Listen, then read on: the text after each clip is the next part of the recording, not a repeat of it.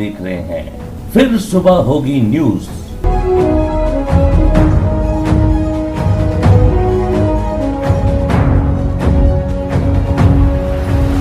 Breaking news.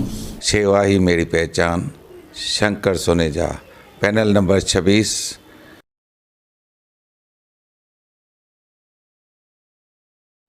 Ulhasnagar में बिल्डिंगें गिरना एक आम सी बात हो गई है। जो चीज़ बहुत तकलीफ देती है वह उल्लासनगर में आम सी हो गई है, जैसे कि बेघर होना, स्लैब गिरना, किसी की मृत्यु होना। यह ऐसी चीज़ हो चुकी है कि सरकार का और प्रशासन का इस पर ध्यान ही नहीं जा रहा है। इस मुद्दे पर हमने बात की काजल मूलचंदानी जी से। आइए देखते हैं उनका क्या कहना है।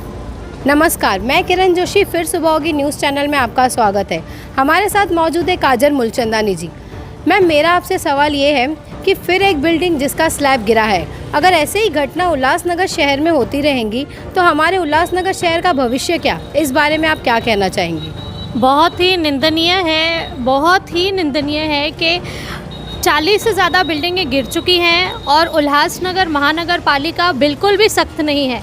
उसने एक ओपन नोटिस दे दिया था कि बिल्डिंग को आप ऑडिट करवाइए, पर उसके बाद भी बिल्डिंग एक गिरी थी जिसका नाम था मोहिनी पैलेस, जिसमें 5 लोगों की मृत्यु हुई थी। पारस बिल्डिंग गिरी थी।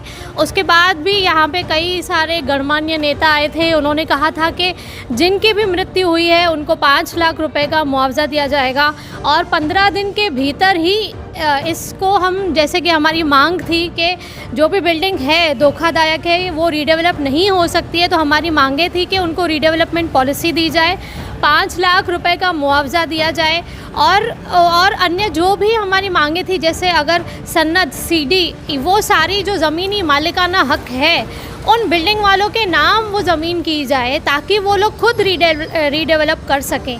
तो ऐसे कहने में आ रहा था कि हम कमेटी बनाएंगे 15 दिन के भीतर, और ये सारी मांगे उसमें ली गई है और आपकी सारी मांगे हमने उसमें ऐड की हुई है और 15 दिन के भीतर ही हम इस ड्राफ्ट को हम मतलब लागू करवा देंगे। ये पॉलिसी हम कानून नया लाकर सिर्फ उल्लासनगर के लिए FSI भी बढ़ा कर देंगे। ये सारी बातें पिछले साल से हम सुन रहे हैं, पिछले साल जून से सुन रहे हैं।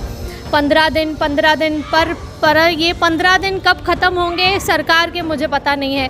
हमेशा से जब हम उनसे पत्र व्यवहार करते हैं तब भी यही कहते हैं कि बस हो चुका है और ड्राफ्ट रेडी है, बस CM साहब के टेबल पे फाइल पड़ी है, ये हो जाएगा, ये इम्प्लीमेंट हो जाएगा, ये लागू हो जाएगा, ऐसे बोलने में आ रहा है। लेकिन क्यों सरकार देरी कर रही है मुझे समझ नहीं आ रहा है। हम बहुत ज़्यादा फॉलोअप कर रहे हैं, हमने दिल्ली से भी फॉलोअप कराया था। श्रेय, ऐसे सुनने में आ रहा था कि श्रेय की राजनीति हो रही है, तो श्रेय जिसको भी चाहिए ले लो, हमारा तो उससे कोई मतलब है ही नहीं। हम सिर्फ ये चाहते हैं कि उल्लासनगर के लोगों को न्याय मिले। और मैं ये सरकार को ये भी बोलना चाहती हूँ कि कब तक हमको आप इस तरह से आप अवॉइड करेंगे, आप निगलेक्ट करेंगे। हम बेघर हो रहे हैं, हम मर रहे हैं और आपको कोई फ़र्क ही नहीं पड़ रहा है। तो ये बहुत ही निंदनीय है सरकार के प्रति। ये जो हमको निगलेक्ट किया जा रहा है, हमारे साथ जो सौतेला व्यवहार किया जा रहा है, ये बहुत ज़्यादा निंदनीय है। मैम, मेरा आपसे दूसरा सवाल है कि थोड़े दिनों में जब बारिश शुरू होंगी तो इस घटनाएं और बढ़ने की संभावना है। इस विषय पर महानगर पालिका को क्या कदम उठाने चाहिए?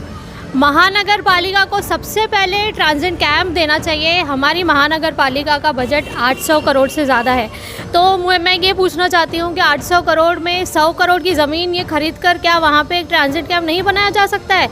1400 फ्लैट्स अलॉट हुए थे प्रधानमंत्री आवास योजना में। अभी वो फ्लैट्स कहाँ है या वो ज़मीन किसके नाम है, किसने हड़प कर ली, ये पता नहीं है। लेकिन महानगर पालिका की पूरी जिम्मेदारी बनती है कि कोई भी बेघर होता है तो उनको ट्रांजिट कैंप दिया जाए। और आगे चल के महानगर पालिका ऐसे ही हमारे साथ व्यवहार करेगी तो मैं और मेरी टीम अब महानगर पालिका पे भी हम लीगल एक्शन लेंगे, क्योंकि टैक्स लेने के टाइम ये लोग जल्दी आ जाते हैं, लाइट बिल के टाइम तो जल्दी से इनका काम हो जाता है, तो सरकारी प्रशासन की तरफ से ये लोग जल्दी आकर खड़े हो जाते हैं। लेकिन हमको प्रशासन से या शासन से कोई तकलीफ़ है, हम कुछ चाहते हैं मदद चाहते हैं तो ये अपना पल्ला नहीं झाड़ सकते इस तरह से। और जो ये रेती उल्वे रेती से इन लोगों ने स्लैब बनाए हैं, आप ध्यान देंगे जितनी भी बिल्डिंग्स हैं उन सबके पिलर्स मजबूत हैं, स्लैब सबके स्लैब कमज़ोर देखे जा रहे हैं। मैंने खुद ने 25 बिल्डिंगें खड़े रह के रिपेयर करवाई है, तो मेरा यही रिसर्च रहा है कि लगभग ये जो नींव है ना, जो रेती यूज़ की गई है, जो मिट्टी यूज़ की गई है, वो बहुत ही लो क्वालिटी की है। तो आए दिन बिल्डिंग्स गिरेंगी क्योंकि इसकी नींव ही कमज़ोर है, स्लैब्स गिरेंगे और पिलर्स अगर छटकते हैं तो वो बिल्डिंग पूरी गिर जाएगी। तो आने वाले समय में बहुत ही धोखादायक समय हो सकता है। उसके पहले अगर सरकार महानगर पालिका कदम नहीं उठाती है तो मेरे तरफ से और हमारे जो NGOs हैं उनके तरफ से एक बहुत बड़ा आंदोलन हम करेंगे। धन्यवाद मैम आपका इतना कीमती समय देने के लिए। एक और बात मैंने यहाँ पे नोटिस की है कि ये बिल्डिंग का स्लैब गिरा है, मतलब ये बिल्डिंग धोखादायक है, कभी भी गिर सकती है। यहाँ पे आसपास में कोई भी बैरिकेड्स, कोई भी नेट, ऐसी कोई व्यवस्था नहीं की गई है जिससे कि आने जाने वाले को तकलीफ़ ना हो। अगर हम या कोई भी यहाँ से जाएगा और कोई बिल्डिंग गिर जाती है तो क्या इसकी जवाबदारी महानगर पालिका लेती है? और अगर ऐसा कुछ भी होता है तो जैसे साई एम्पायर बिल्डिंग के टाइम पे मैंने खुद जाके प्रभाग अधिकारी और कॉन्ट्रैक्टर के ऊपर मैंने NC दाखिल करवाई थी, तो मैं अभी भी ऐसा ही करूँगी। मैं कॉन्ट्रैक्टर को बोलना चाहूँगी और महानगर पालिका को भी बोलना चाहूँगी कि आप कृपा करके यहाँ पे जो भी कदम उठाने चाहिए, प्रिकॉशंस लेने चाहिए, वो लीजिए। यहाँ पे कोई भी जान माल का नुकसान हो सकता है, आने जाने वाले के ऊपर या तो जो पास में रहते हैं उनके ऊपर भी अगर कुछ हादसा हुआ तो जिम्मेदार महानगर पालिका होगी और कॉन्ट्रैक्टर होगा। देखते रहें फिर सुबह होगी news. Please like, share, comment, love and subscribe to our channel.